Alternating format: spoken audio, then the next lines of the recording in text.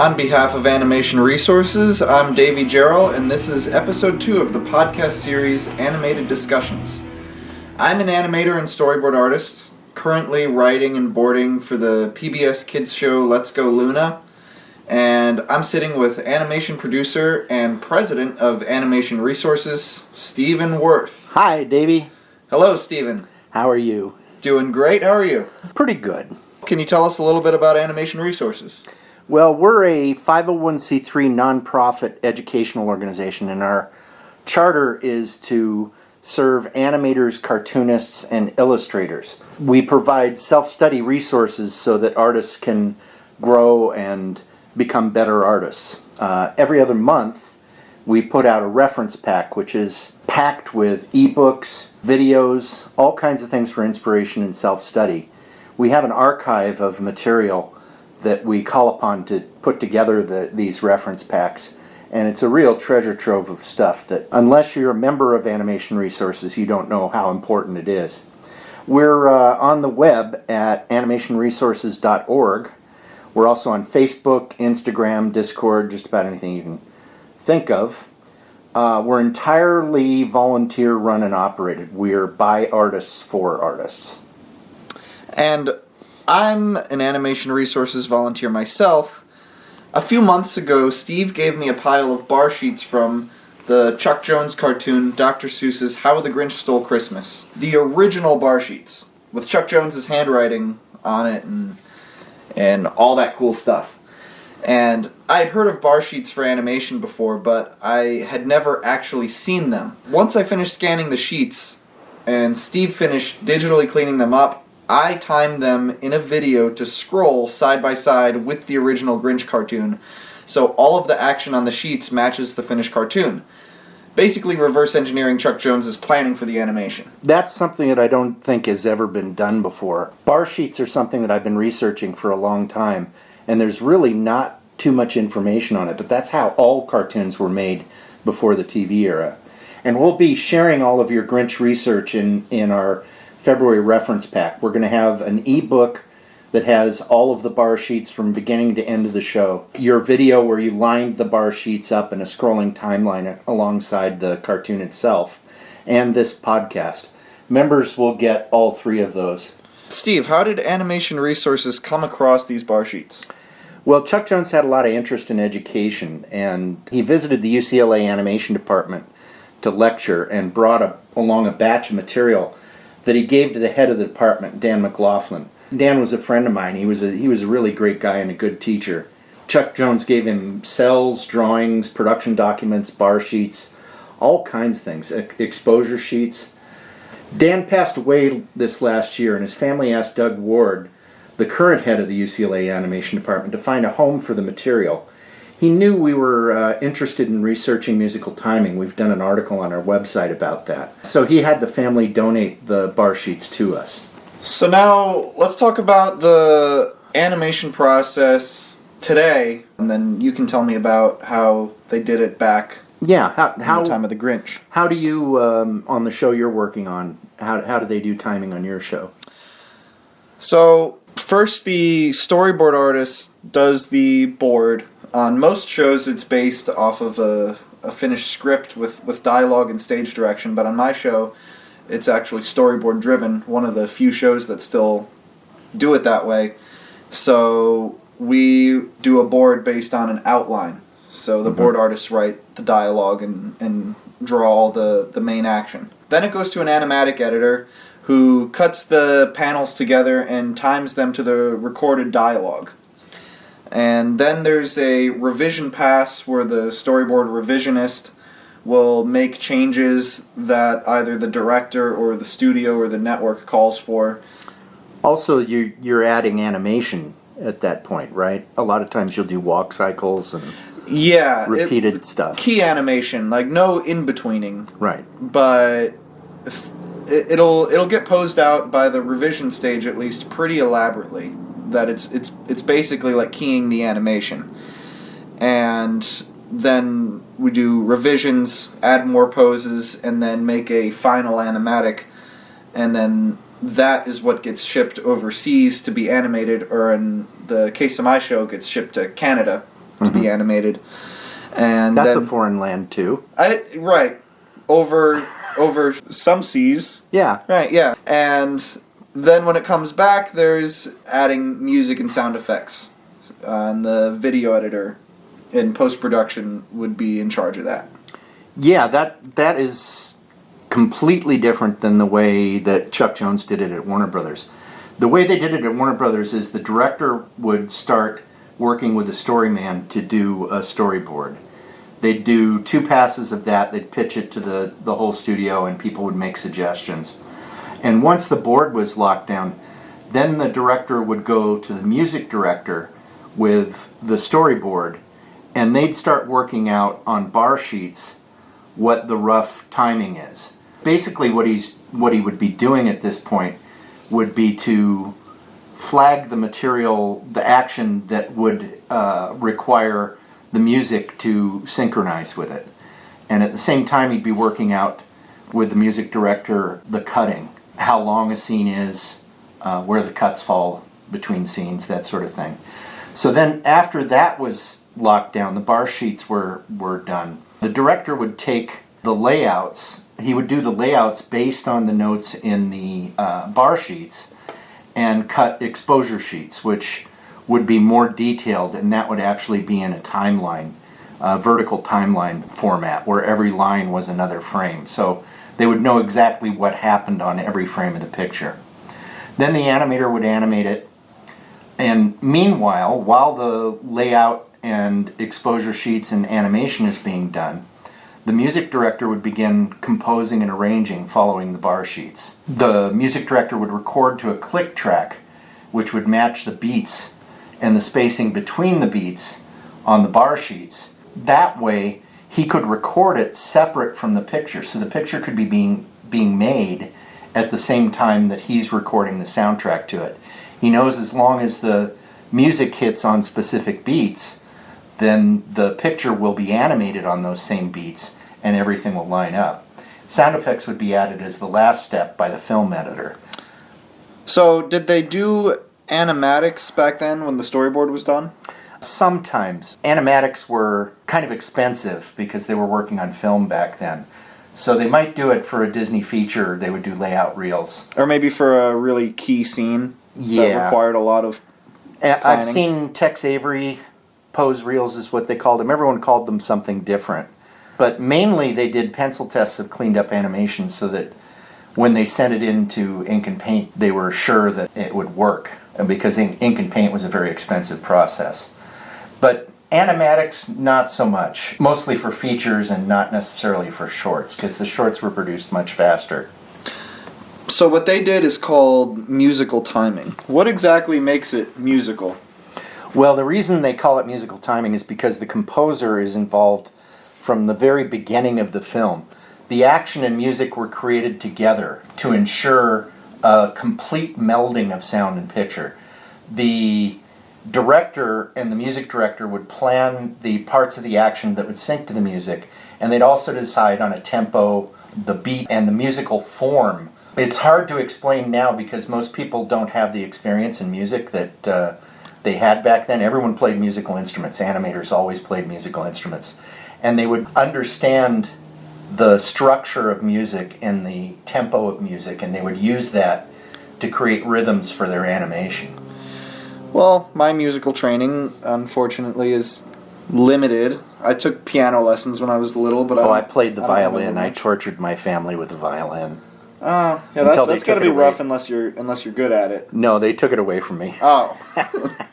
Let's just say for us non-musicians, can you explain what you mean by musical form? Yeah, to put it in the most basic terms, most music is composed, popular music at least, is composed in 4/4 time. There are several kinds of things that are involved here. Beats, which is what you tap your foot to. Bars, which are the equivalent of a sentence in grammar. And measures, which are like paragraphs. So 4/4 time has 4 beats to a bar and 4 bars to a measure. It's difficult for me to explain without actually singing. And You're pretty good. I've heard you. No, I'm not that good. Okay. But in any case, at the end of a melody, there's a resolution to the melody, and it puts a period on the end of the paragraph and the measure, and you're done. So if you take, for instance, Mary Had a Little Lamb, let me tap out a beat here. Mary had a little lamb, little lamb. So that's your beat, right? Your bars would be each sentence. So, Mary had a little lamb. That's one bar. And it little had 4 beats. lamb, little lamb. Yeah. Mary had a little lamb. That's 4, right? Mm-hmm. So then you have 4 bars to a measure. Little lamb, its fleece was white as snow, and that's your resolution at the end of the phrase. Obviously, it can get much more complicated than that with syncopated beats, backbeats, different time signatures where instead of 4 beats to a bar and 4 bars to a measure, there's all different kinds of numbers that fit in there. It can get really complicated in music, but that is the basic structure that they were building the cartoons around. Because that way, the music director would know where he was coming to the end of a measure and where he needed to put a resolution to line up with the end of a gag. Okay, I think I get it. So the director is an artist and the musical director is a musician. 2 very different disciplines. Yeah, completely different. So how did they work together? Well, they'd sit down with a storyboard and a metronome, and the metronome would click out a standard frame beat. There are caricatures from the Disney studio in the early days when Ub Iwerks and Carl Stalling were creating this process. They'd call it the music room, which is interesting that the directors were in the music room at Disney. And the metronomes would be going and they'd be counting those out to figure out how many beats it would take to accomplish a specific action. They would act out the action on the storyboard and count how long it would take with a standard beat to perform that action. This would give them a rough idea of how long each scene in the storyboard should be. Then they'd start doing what's called redlining. You also might hear it referred to as slugging, which is where they figure out where the scene cuts came in time. They'd count the number of beats. They'd know that they had so many beats in a scene. That would give them a rough idea of how long the scene and where the scene cuts would come. The animator would have an idea of how long the action would take, and the music director would keep track of the beats and bars to make sure that the scene cuts and beginnings and ends of sequences fell in the right spots from a musical standpoint. So you wouldn't want the resolution at the end of a tune to come before the gag. You want it to line up with the gag. You know, the old Warner Brothers thing, Those Endearing Young Charms, plays on this. Da da da da da da da da da da da, right? That gag where, don't hit the right note because an explosion will happen.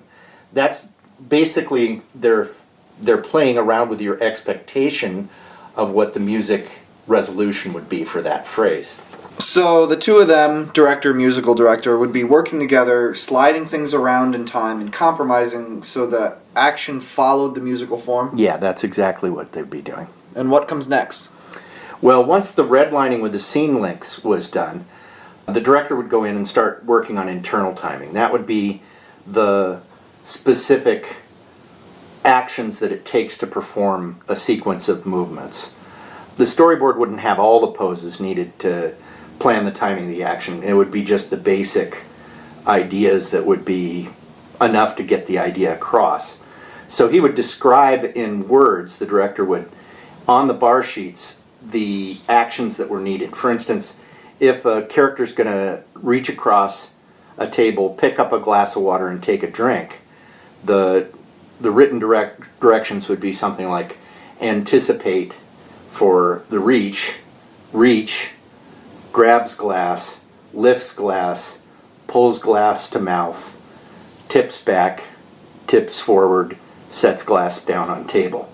So it's planning out every single movement precisely of what needs to be done to put the action across.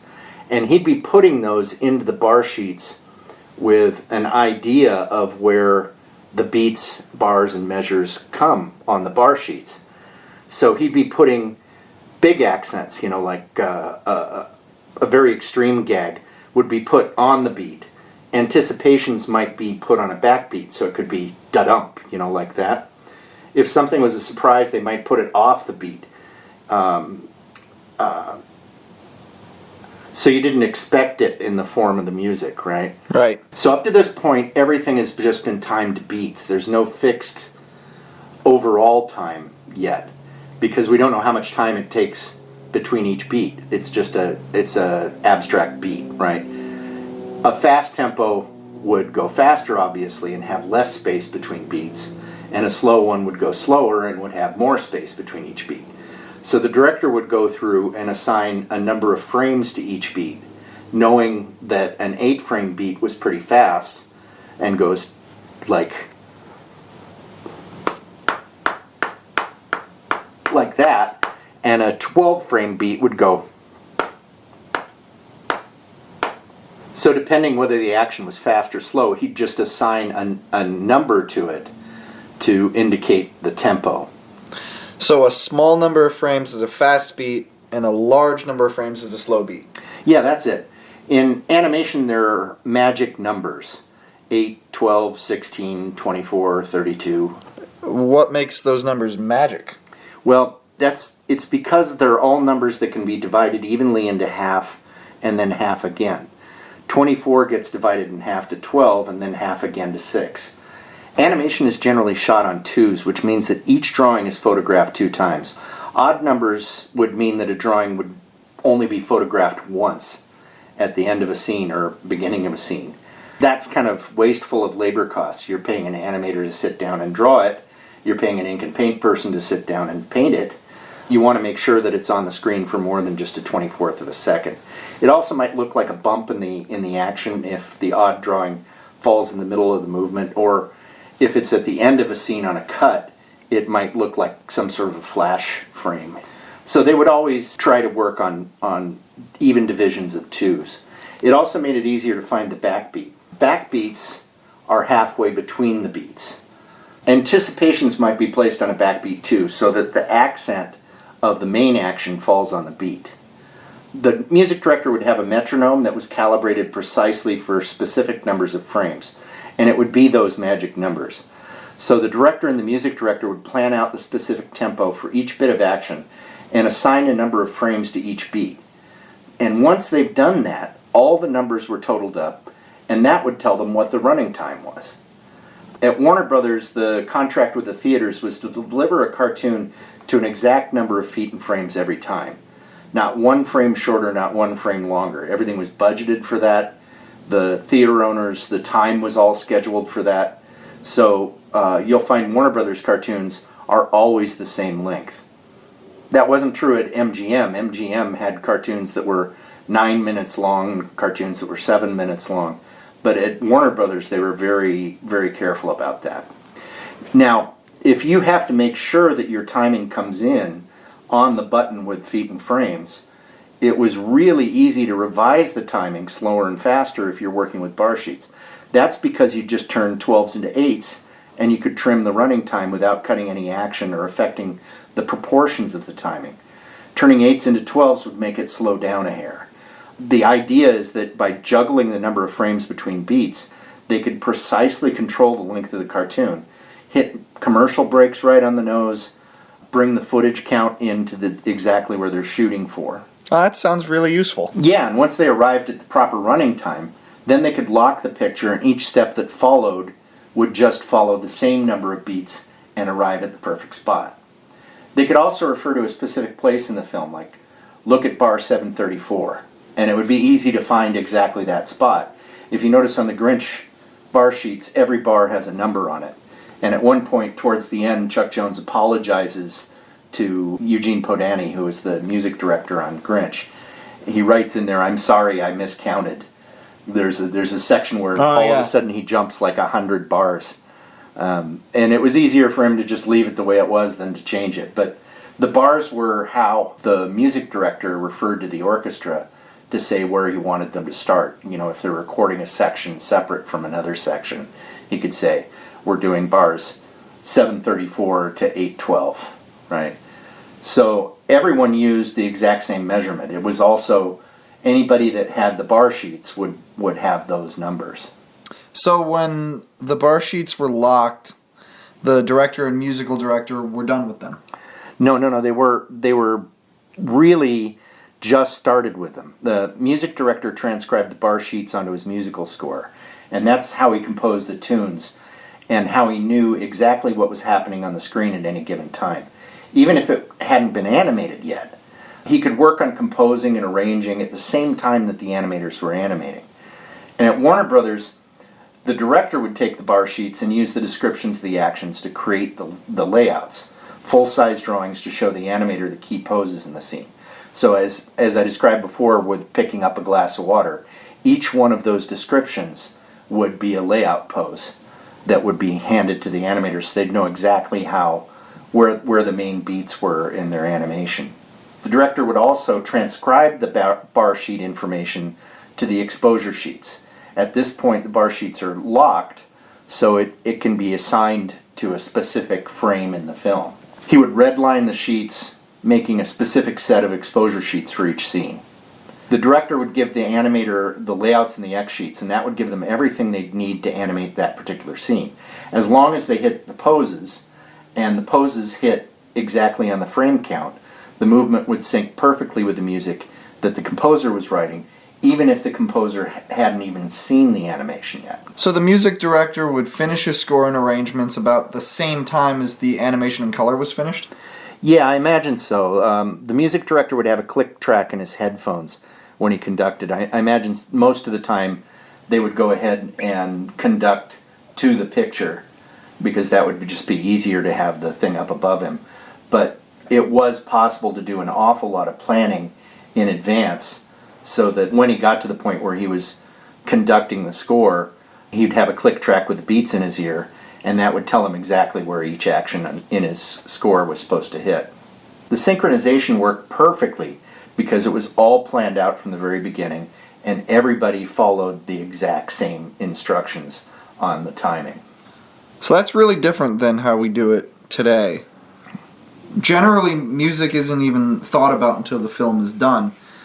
So, what do you think the advantages of musical timing are? Well, the most basic advantage is that it is possible for every action, from the main accents all the way down to the smallest details, to line up perfectly with the music. The music and the action worked hand in hand. It wasn't like the action was performed and then the music was wallpapered over it, which is the way we do it now. The music follows the action. In this case, the action and the music are created at the exact same time. Another advantage is flexibility. As I pointed out before, it could be accordioned in and out to hit precise running times. With a timecode-based timeline, if you want to change something in the timing, you would have to make a lot of edits, like cutting frames here and there or padding out action. And every scene that follows gets slid down the timeline. Yeah, which means that all of a sudden bar 832 isn't bar 832 anymore. It's been slid, so you can't refer to it by that anymore. With musical timing, you have complete flexibility all the way until you lock. It's more fluid than timing from an animatic. But the biggest advantage is the one that most audiences and animators don't even realize. When the music lines up with the action, it feels right regardless of tempo. It's very forgiving. Scenes that would look really slow or really fast without music look correct with the music that matches the action. The rhythm and tempo of the music just make it feel correct, even if it isn't. I know exactly what you're talking about. When I was working on the Grinch video, I looked at some pencil tests that had no music on YouTube, and it looked really slow, like it was a mistake. But then when I watched the same scenes again in the film with the soundtrack and everything, they didn't seem slow at all. Even though they were the exact same speed. Right. Yeah. Natural timing that we do now, which, for lack of a better word, call it natural, things can feel off even if there's a very slight change of speed. You find people are parallel parking their timing a lot. A little extra, until you find the spot that feels right. There's a sweet spot where with musical timing, even if it's slow, everything is matching with between the action and the music, so it feels right. Right, I've always used the parallel parking method myself. Do you think there are any disadvantages to musical timing? If it worked so well when they were using it, how come we stopped using it? We don't use it today. Well, things changed when TV animation came in. The Grinch was probably one of the very last animated TV shows to be timed this way. The early Hanna-Barbera shows like Rough and Ready and Huckleberry Hound, they used stock music. They didn't have a composer. They called the stock music needle drop because it was a library of music cues on long playing records, and the film editor would just transfer the records to film and then cut that to match the picture. That meant that they didn't have to hire a music director, which was a huge savings, right?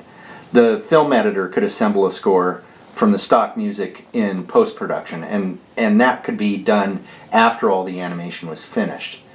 In the 80s and 90s, studios found that it was cheaper to just ship the storyboards overseas to be animated.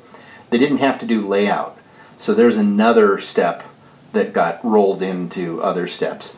They let the overseas studio figure out how to do layout, and basically the way they did it was to take the storyboard poses and blow them up on a Xerox machine to full 12-field size and use those as the layouts. Now, when Flash animation was introduced, exposure sheets began to fall by the wayside.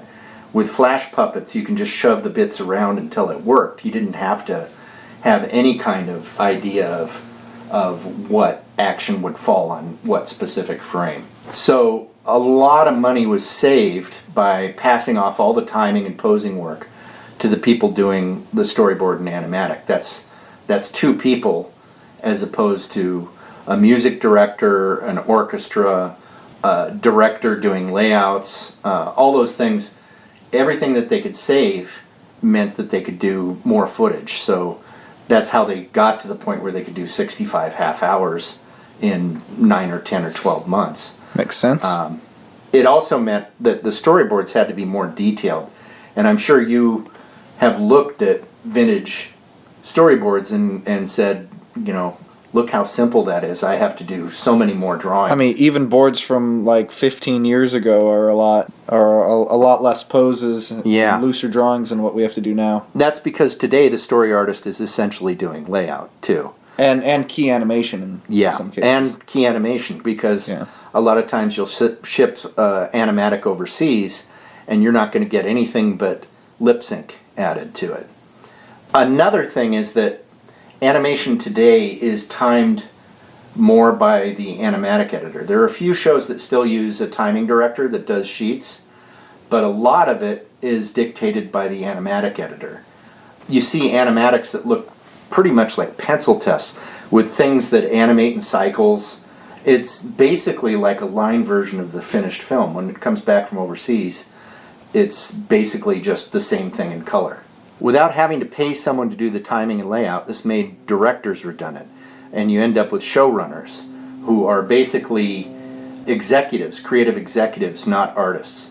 This has put executives in charge of production, not the artists who originally made it. Chuck Jones couldn't work under a system like that. Imagine if Leon Schlesinger was in charge of the entire film and all he was doing was shipping it overseas. So it's a totally different system. Modern TV animation looks so much simpler because the overseas studios only have to copy the poses in the animatic and add lip sync and color. Older cartoons look more elaborate because they're actually planning out every bit of the action, and they know that when they do a layout drawing, that's going to get handed to the animator who's going to add extra poses to that. So as it goes from storyboard to layout to finished animation, it's becoming more eloquent with each step. Well, there's still theatrical animation today and features that have more elaborate animation. Yeah, and they still do layout and timing on feature films. The budgets are higher and they don't have to put out as much footage. When you're doing 65 half hours for a season, you have to cut corners wherever you can, and that means music directors, layout, and sheet timing end up being fallen by the wayside. So if musical timing ended in the TV era, when did it start? Oh, well, that's actually kind of an interesting thing, because you'd think that it started with Steamboat Willie and sound cartoons and all that sort of thing. Right. But it didn't. It started in the silent era. Fleischer did bouncing ball cartoons that were sing-alongs, where there would be a bouncing ball over the words of the song and the audience were supposed to sing. Now, if they hadn't timed that to a musical beat, the bouncing ball wouldn't line up with the song at all. So they were timing the action on the screen to match the music so that a theater organist who was playing live could lead the crowd in singing. Oh, okay. Who came up with the idea of using metronomes and bar sheets? Well, that would have been at Disney. Ub Iwerks animated Steamboat Willie to a beat. And when the film was finished, they projected it on a screen with a light flashing out the beat. And they recorded the soundtrack while they performed it live. That was how a lot of early animation was done, and they called that post-scoring.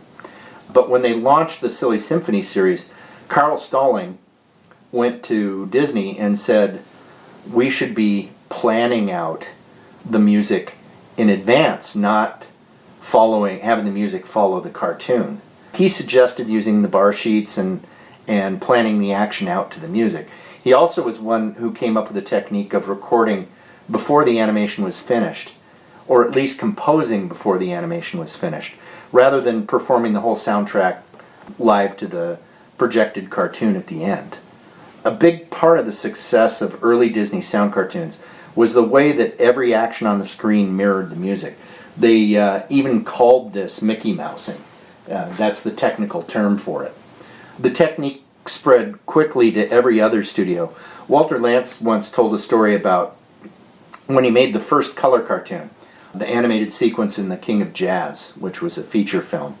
The star of the movie was a popular band leader that probably most people your age don't even know who he is anymore, but his name was Paul Whiteman, and he was huge. He was very famous. I'll take your word for it. Yeah.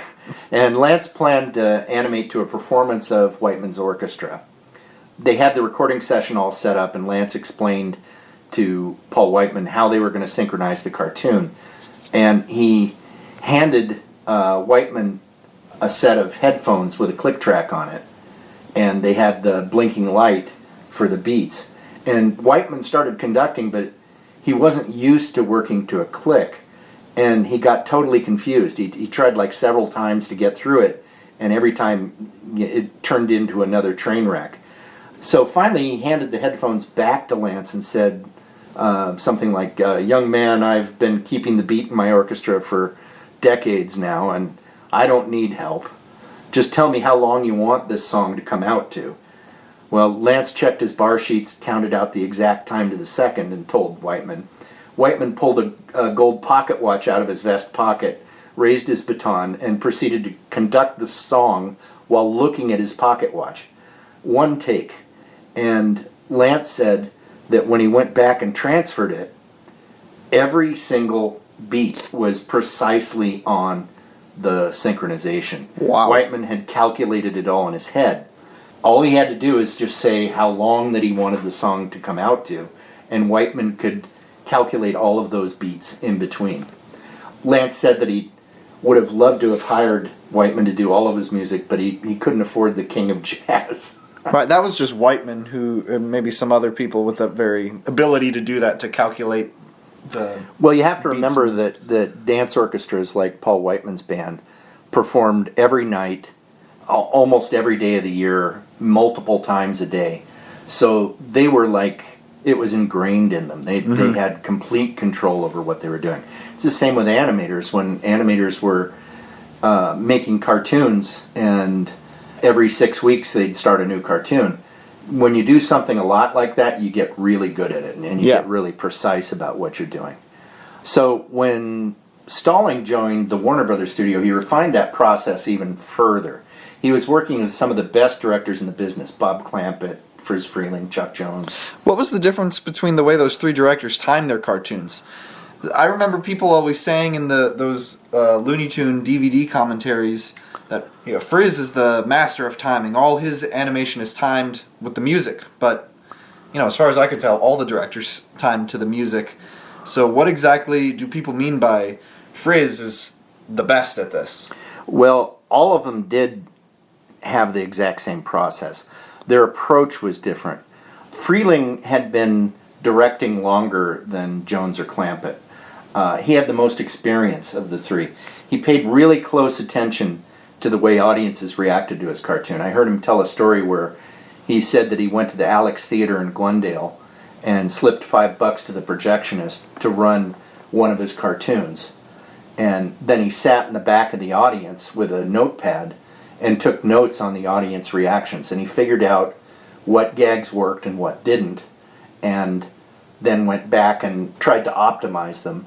And once he arrived on an optimal way for a specific kind of gag to work, it became kind of plug and play. He would use pretty much the same approach to timing every time once he got to the point where he was so experienced that he could basically just think in beats and know exactly how that lined up on the bar sheet. And he knew it would work. Yeah, because it had worked in the past. Exactly. So Bob Clampett was the exact opposite of that. He was experimental, and he never wanted to do the same thing twice. He always looked for new ways to put across old gags. That's why his cartoons are the ones that really broke new ground, and it's why they varied so much from cartoon to cartoon. By the end of Clampett's tenure at Warner Brothers, every single cartoon is completely different, and he's just coming up with more and more and more interesting and different ways to time things. You look at, say, Kitty Cornered, and you compare that to another cartoon from the same year, and it's an entirely different thing. Yeah. Sometimes the approaches even varied from scene to scene. He had a crew of animators, and he knew exactly what they could do. So if he had something that required very tight draftsmanship, that went to McKimson. If he had something that was wilder and more experimental, that would go to Scribner. So he was constantly adjusting and changing and experimenting and finding new ways to do that. Chuck Jones fell somewhere in the middle. He wasn't as formulaic as Freleng, and he wasn't as experimental as Clampett. He refined his timing from cartoon to cartoon, learning as he went. When he first started, his cartoons were super slow, and as time passed, they became more polished. So by the 1950s, he was producing cartoons with extremely sophisticated timing, balancing slow, subtle details with fast action, like in the Roadrunner cartoons. His timing was always mirrored in the music. If you have to think of one thing to represent Jones, it's those eye blinks that go dink, dink. Yeah. Tons of those eye blinks in the Grinch cartoon. And also, it always lines up with the music exactly. Yeah. I have a few questions that came up as I was lining up the bar sheets with the video. Yeah. I noticed that sometimes the lyrics to the songs didn't match up to the writing on the bar sheets. Why do you think that is? Yeah, there's two types of music. There are featured songs, which were often recorded in advance. That's like the Mr. Grinch Song and the Fajadores. Then there's incidental music that was recorded as underscore later in the production. If you look at the Grinch song, the Mr. Grinch Song on the bar sheets, you can see that they were written in and erased and moved a couple of times. The sequence that went with it was a montage of scenes of the Grinch making a Santa outfit, and it didn't involve lip sync. So if Jones needed a little more time to play out a gag, he could just slide the whole song. You'll notice that there are a few places in the bar sheets where there's a note to the editor to add a few feet here and a few feet there. And he would just have the music director, Eugene Podany, he would have him just vamp to cover those. Generally, songs that involved lip sync were recorded in advance. And the sound would be transferred to a mag stripe, which was a roll of film that had a magnetic stripe on it that was basically like a reel-to-reel tape, right? They would run the mag stripe through a synchronizer. This was one of the things that I did very early in my career in the film business. I worked in a sound house, and we had synchronizers, which are those gangs of round things with sprocket holes in them, and the film would run through that, and they'd crank on either side to make it run from one side to the other. It's very hard to describe. If this wasn't an audio podcast, I'd just do the gesture and everybody would know what I'm talking about. But what you'd do is you'd transfer it to the mag stripe and then mark it up in grease pencil, and the synchronizer would be counting the frames, so you'd know exactly where each phenome in the dialogue would line up to. They'd mark up the big musical accents like trumpet fanfares, stuff like that, because the trumpets might go blah, blah, blah, right, along with the trumpet fanfare. And then that way the animator could sync his animation to the soundtrack. Okay. I also noticed that the title sequence, establishing shots, and dissolves don't always follow the sheets. Yeah, those would have been handled by editorial, and they'd be really easy to move around in the work print. So Jones probably looked at those on the bar sheets as just a suggestion of how the titles and transitions would work. Once he got his work print, then he'd figure that stuff out. I noticed that sometimes scene cuts would be on the beat, or sometimes it was a little off the beat. What difference does it have on the cartoon? Like, why do you think sometimes they chose to go on the beat and sometimes off the beat? Well, placing scene cuts on the beat makes the rhythm of the cinematics match the rhythm of the music. It's another way to make the music and images mesh. One thing I notice in Warner Brothers directors' bar sheets, they always seem to cut on the backbeat. A backbeat is like this. Bum, bum, bum, ba, bum, bum, bum, ba, bum, bum, bum, ba, bum. So it's like halfway between the beat. I'm not sure why they do this. Maybe it takes a half a beat for the eye to register a change in a scene. Perhaps it's some sort of visual anticipation. I don't know. If anyone listening to this podcast knows the answer why Warner Brothers directors tended to cut on the backbeat rather than on the beat, email me. I'd like to know. When I was editing the video, I expected the bar sheets to scroll at a consistent speed, but they slow down and speed up all the time, sometimes even within a scene. Why is that? Yeah, there are a couple of reasons for that. First of all, the number of frames between each beat indicates whether the tempo is fast or slow. So the bar on the bar sheet isn't necessarily the same size if it's an 8-frame beat as if it is a 12-frame beat. Secondly, one thing I learned from breaking the film down myself is that a bar on a bar sheet is not always a musical bar. I noticed in fast action, when I tried to tap out the beat with my finger, I couldn't keep up. It was going really fast. In order to allow more room for more detailed timing notes in very fast scenes, it looks like Jones shifts to a bar on the sheet representing a single beat rather than representing 4 beats. And in static establishing shots, a bar on the sheet might represent a full long bar. Okay. Well, also, as we pointed out before, there are places where Jones shoehorned in additional footage. When you were lining it up, that extra footage wasn't represented on the bar sheet. So you had to slow it down until it reached the next scene cut, and then it started at proper speed again. So the big question I have is, how can we incorporate musical timing into the modern TV pipeline? Mm-hmm. Should we be using bar sheets? Well, that's something to think about for sure. I've actually been researching musical timing techniques for almost a decade now. I started back when I was working at Spumco. We had all of our stock music library digitally conformed to fixed beats. It was a huge job. We had a sound house that was just taking the music tracks, those old-time 50s music tracks, and squashing and stretching them and pitching them precisely to make them conform to an exact metronome beat. That's not how they recorded them originally. The conductor would speed up and slow down for expressions. Musicians call that accelerando and decelerando. But when we went through, we had to conform those to pull it back into a correct beat. We used animatics, and what I would do is I would cut in the animatic to a click track and a conformed music cue. Each music cue would have a separate track that went with it that was the click that went with it. And that way I could line up key poses and cut on musical beats. It really was a very difficult process, The problem is that we weren't working with magic numbers because it had never been planned to work with magic numbers. So the sound editors would conform it to the nearest number, whether it was an even number or not. So I ended up with a whole bunch of cues that I wanted to keep using, but they were weird clicks, like 7 or 11 or 13 frame clicks that didn't divide at all. It took a whole bunch of fudging to get it to work.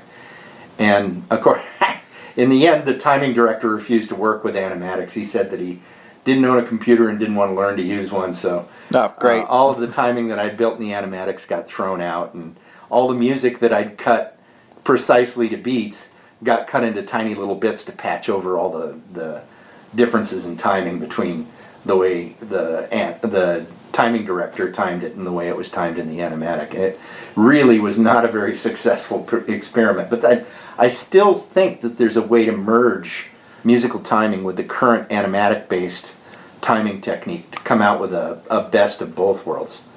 What do you think? I think striving for the best of both worlds is ideal. I know I'm going to try to incorporate musical timing into my next personal project. I'm working on a storyboard right now for a short, and when that's done, I'm going to time the animatic to a metronome. Ah. I'm going to have you help me with that, since it'll be my first time trying it. No problem. Getting this right, I guess, will be our modern equivalent of a bar sheet. Yeah, you don't necessarily have to use a bar sheet if you're using clicks and beats and bars and measures. Right. And you can just incorporate that into your animatic. Right, that's what I figured. And I have a composer on board for the project, and I was initially going to wait until the music was finished before animating to treat it kind of like you would a music video. But with this approach to musical timing that they used to use, I realized that the animation and music production can happen simultaneously. So the animators and I can animate the cartoon while the composer makes the music, and hopefully if the composer and I plan it right, then the animation will sync up with the music. And composers and musicians are used to working with click tracks. Animators aren't necessarily as used to it anymore, but composers and musicians are, so you're going to find that he's going to completely understand what you're talking about. Right. When you show him the animatic. He'll like me better for giving him that information, right? Everybody likes you, Davey. Oh, thank you, Stephen. So yeah, I'm excited to try and make it work. If it does, maybe I'll introduce what I learned to people at work and try it out on a show. It's There are actually some shows that have used musical timing. I know House of the Mouse did, when was that, the 2000s? They did several episodes of that where they allowed them to actually score and animate at the same time. And our friend Pez, who's a storyboard artist, said that he worked on a show at Nickelodeon a while ago called Breadwinners, and they put click tracks to their boards and animatics, and he said that worked well. I think it's a really smart idea to use click tracks. I understand it's probably a slow process making changes to a well-established pipeline on a TV production, but can't hurt to try. No, and the way the old-time directors like Freeling and Jones and Clampett got good was by trying things, and if it worked, continuing to do that. And if it didn't work, try something else. Right. So there is no one way to make a cartoon. I don't think we should ever allow ourselves to say this is the way cartoons are made, and never I don't even know what the term is for that, but never change things because it worked that way before. If it ain't broke, don't fix it. Well, I'm not even upset necessarily that we don't use bar sheets anymore because it doesn't fit within the technology that we have now. But if we can adapt the idea behind bar sheets into animatics, which the old-timers didn't ever have that luxury, then theoretically we can make things better than in the past, right? Right.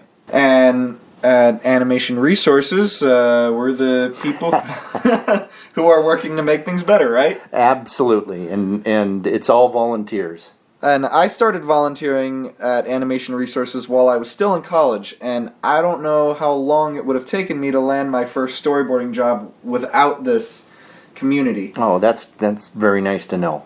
Coming to the archive on weekends to see all of this incredible and rare artwork that you'd never otherwise see has been really fun and also extremely helpful. One thing that I notice is a lot of people who come to the archive come saying, do you have any Freddie Moore? Or do you have any Chuck Jones? They know the things they know and ask for that. But it's the things you don't know that you should know about that are the most important. And being exposed to a wide range of things, cartooning going back 100 years or more, and illustration and comic books and things that you don't think necessarily exactly correlate with animation, sometimes that sits in the back of your brain and you can use that in the future in your own work to come up with a new approach to something. Right, I think that's what's struck me as particularly unique about the archive at Animation Resources is that it's full of material that I would never otherwise see or know about, rather than just more Freddie Moore, more Milt Call, more Chuck Jones, more stuff that is really great, but you can see it in a lot of places. Well, there's a lot of things on the internet, and it can be kind of like a cacophony of things just coming at you from all sides, some good, some bad. What we do is we curate. So we have our advisory board that consists of professional animators like Ralph Bakshi and J.J. Settlemeyer and Will Finn, and they come to us and say, these are the things that we found were helpful in our own work. Share this with the people in your organization so that they can get out of it. And artists tend to really feel that raising up the standards of everybody raises them up. It's not a competitive thing with artists the way it is with other jobs where you try to move yourself forward by tearing other people down. Right. An artist wants animation to be better so that he can work on better animation. Right. Yeah, that's what's neat about what you guys do is you provide the resources and you also tell us what you guys think is most valuable and why. Yeah, and you don't even have to use it right now. It Right. may be something that 20 years from now in the back of your head clicks and you go, oh, well, hopefully you've got a hard drive somewhere that 20 years from now you can go back to the reference packs and find them. Right, so I've got my own personal reference library now that I get with the packs that you send out every other month, so it's just constantly building, and I know I can look back on this. Plus, since I volunteer, I get a free membership, so that's even better. Also free a is big always good. But the thing is it's so cheap anyway. If you're a student, it's $60. If you're a professional, 85 or something like that. And that really is not a great deal of money considering what you get. And the thing is that the only way that artists are going to take control and drive the medium forward is to grow and become better at what they do. So it isn't like you get out of school and you don't have to study anymore. In fact, you should probably study more when you're out of school than when you're in it, because if you want to get a better job, if you want to move up in the production line, if you want to become a director, you're going to have to be investing into your skills and knowing that you're a better artist than you were the year before. It isn't good to fall in a rut, and I've seen a lot of artists and people in animation be left by the wayside because they just stopped learning. And you can't say, oh, I don't want to use a Cintiq, I want to work on paper, or, cells are better than digital ink and paint. What I'm trying to do is to not say, let's go back to bar sheets. What I'm saying is, learn from the past and build the future upon it. You really have to keep challenging yourself. It doesn't matter if you're 16 or 60. I knew Grim Natwick, and one of the things that Grim told me is that every day he sat down and cracked a book, a Picasso book, a animation book, an fine art book, he opened the book and he would start doing studies from it. And 1 hour a day, every day of his life until he turned 100, he sat down and did this. And you really have to keep learning. It's not good enough to have a diploma. A diploma doesn't get you a job. What gets you a job is being able to keep moving forward and doing things better than you used to. And when you think about it, if you're building up a library of reference packs, thousands of pages of ebooks, hours and hours of rare animation to study frame by frame. And it's interesting that the people who joined us when we first started out as a membership organization are pretty much still there. Our attrition rate is very low. People, once they join us and they figure out what we're doing, they don't unsubscribe. The hardest thing is to convince them the value of what it is that we're putting across. And that should be self-evident, I think. No one else is doing what we're doing.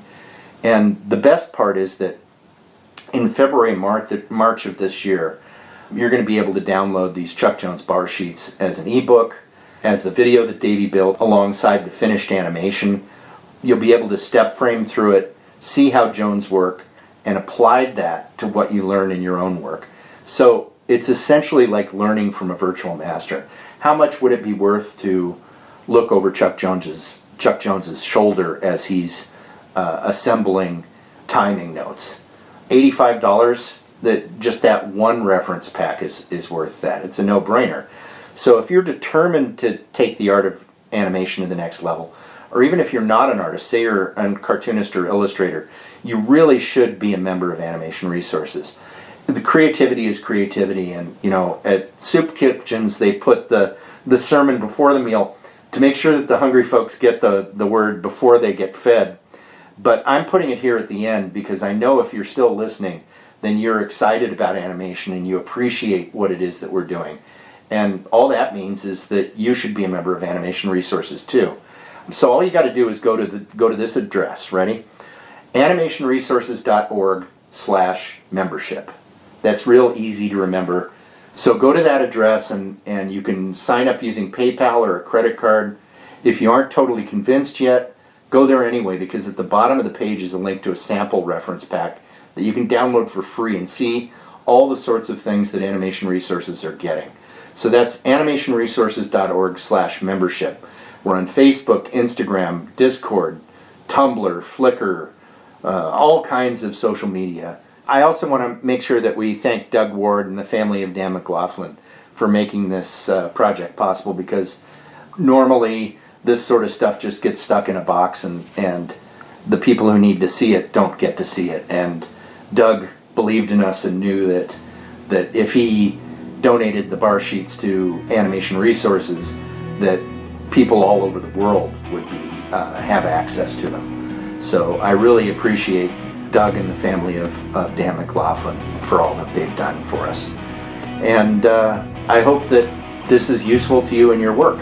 And you say it is useful to you, right, Davey? Yeah. Very good. Okay. Bye-bye.